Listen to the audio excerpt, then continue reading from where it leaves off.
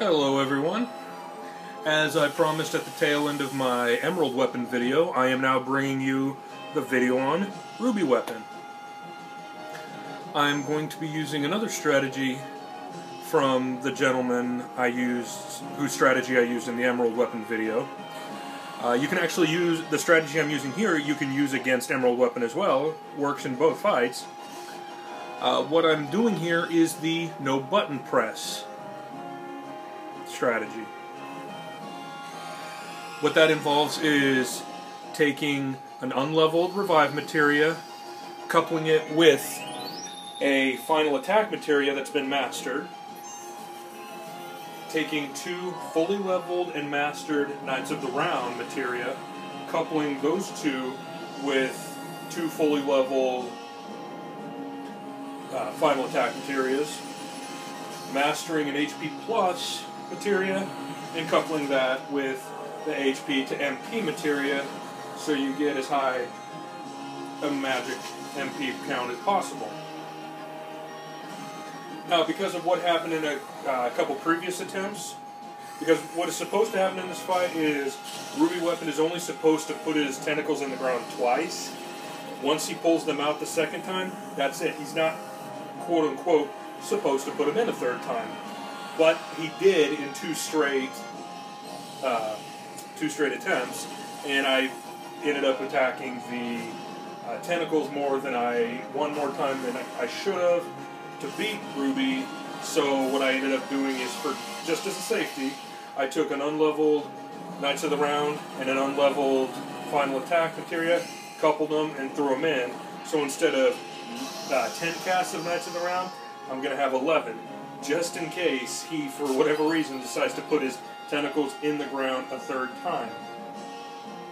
But, anyway, so, I'm going to step away for a second. As you can see, I'm not pressing any buttons, so I'm not blowing smoke. This is truly no buttons being pressed now that the fight has started.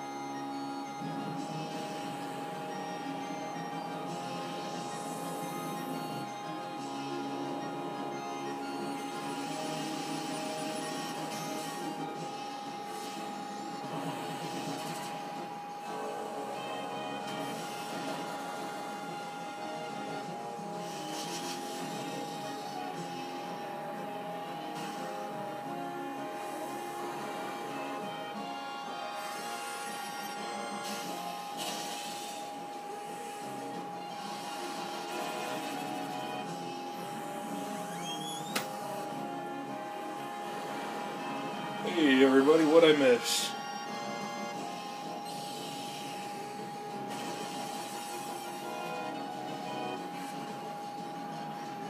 I don't know exactly what casting of Knights of the Round we're on here, obviously, since I was stepping away.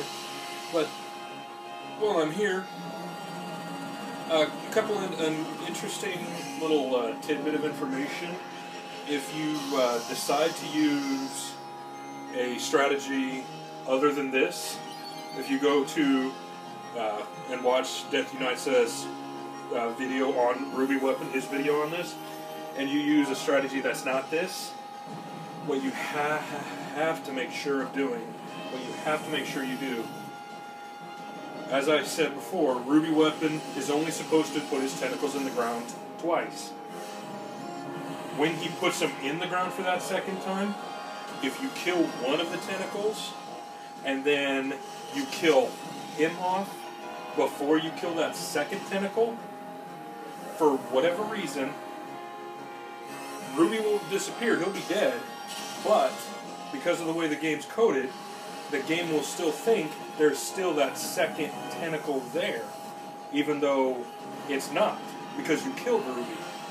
But again, the game's coded in a funny way, so it'll think it's still there, and it won't end the fight. Which means you'll have to escape and start over. Which doesn't seem like it'd be that big a deal. I mean, nothing's gonna kill you, you just escape and start over. But it is annoying. It's like, I killed him, but the game's bugged because of, whatever. But anyway, just a little food for thought, just in case you decide to, not use this particular strategy when you try to beat him.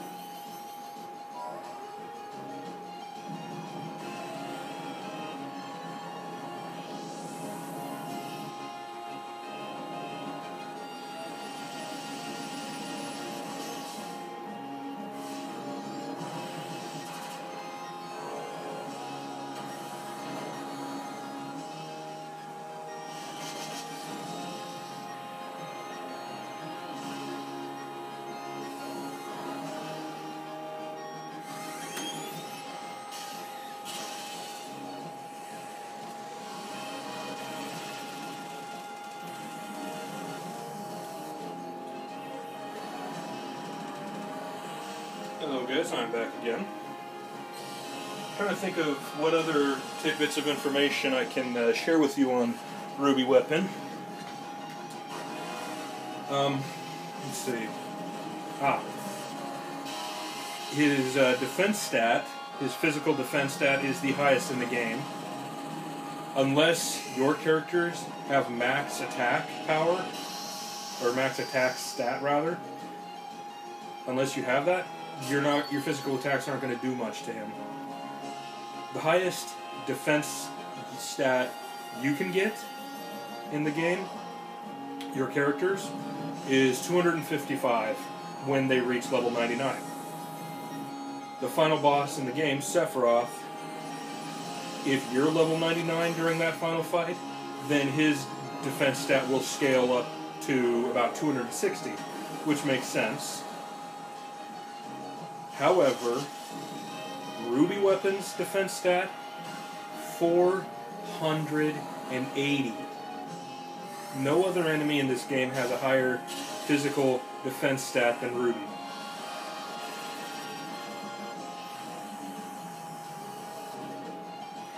That's why I almost think this is the best strategy for fighting him, because the others require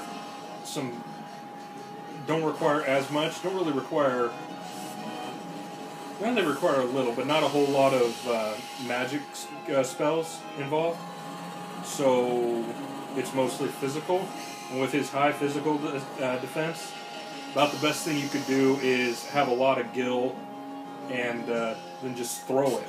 Have everyone start throwing it as often as they can. And then just whittle him down bit by bit.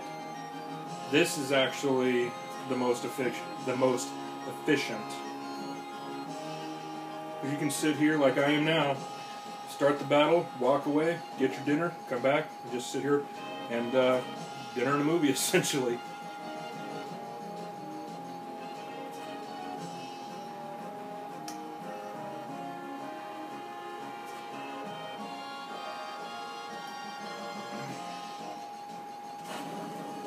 Although what is, I will admit, is kind of frustrating, is if you have your character's stats, in particular the dexterity stat, at max, like what I do here, that also not only increases how quickly your attack gauge charges, so you can attack again, but it also affects your evasion stat, which, as you can tell, as strong as Ruby Weapon is, he was missing quite a few times there before he finally got what had to be a critical hit. That was the only way he was going to hit me. So.